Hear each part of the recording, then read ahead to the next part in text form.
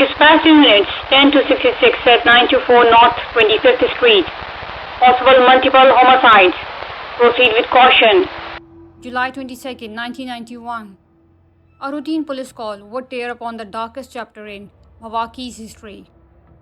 What investigators were about to discover would shock even the most seasoned detectives. As officers enter apartment 213, they found something beyond their worst nightmares. Polaroid photographs scattered everywhere. Images that would reveal a systematic hunt spanning over a decade. Severed heads in the refrigerator. Human remains are carefully preserved. A meticulous collection of horror, carefully curated by one man. But this wasn't just a story about a serial killer. This was a chilling descent into the mind of predator who had been hiding in plain sight, hunting young men in Milwaukee's gay community for years. My God! There are body parts everywhere.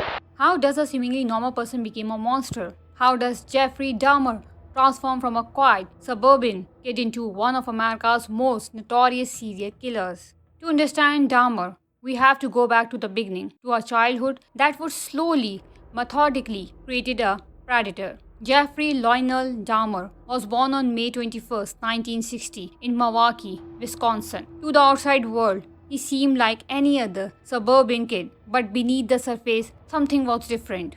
His father, Lionel, was a research chemist. His mother, Joyce, worked as a teletype instructor. On the surface, they were a typical American family, but inside their home, something was brewing. Jeffrey was not an angry child. He was quiet, observant, and from a very young age, he was fascinated by something most children found disturbing: death. It started innocently enough. At just 4 years old, Jeffrey watched his father remove animal bones from underneath their family home. The sound fascinated him. Where most children would be scared, Jeffrey was thrilled. Lionel remembers Jeffrey collecting what he called the fiddlesticks bones. He did carefully preserved and studied, a childhood hobby that would become something far more sinister. By the time Jeffrey was a teenager, this fascination has transformed. No longer just collecting animal bones, he began exploring something darker: the human body, how it worked, how it could be controlled. His classmates saw him as a class clown, someone who would stage bizarre pranks mimicking seizures or disabilities. But behind the jokes was a young man struggling with intense, growing darkness. At 14, Jeffrey discovered he was gay, a revelation that would clash violently with his emerging violent fantasies. He began having dreams of complete control,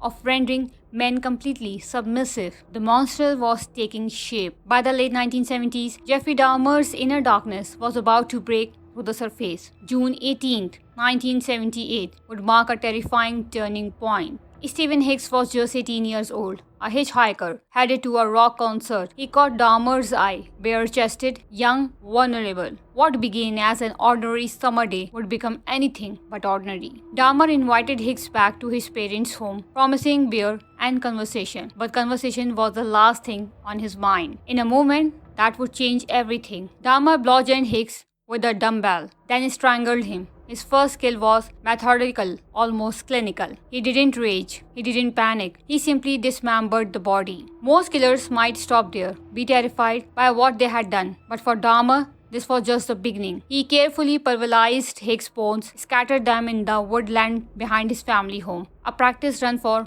what was to come. His family was crumbling, his parents were divorcing, and Jeffrey was sliding into a world of alcohol and increasingly dark fantasies. By 1979, he did enlisted in the army, hoping perhaps to find structure. But even military discipline could not control the monster growing inside him. Discharged for excessive drinking, Dahmer was a young man without direction, but he was learning, studying, planning. The hunting was about to begin in earnest. Milwaukee, 1987. For Dahmer, killing was no longer about impulse. It was becoming a calculated art. Stephen Tommy became his second victim, but something was different this time. Dahmer claimed he had no money of the murder, just walking up beside a beaten body, one brutal movement of violence that would unlock something terrifying. Over the next few years, Dahmer's hunting ground became precise. Gay bars, street corners, places where vulnerable young men, often from minority communities, might not be immediately missed. His method was chilling in its simplicity: drugs, seduction, control. James Dox Tatter, 14 years old, lured with the promise of $50 for photos. Richard Guerrero, strangled in a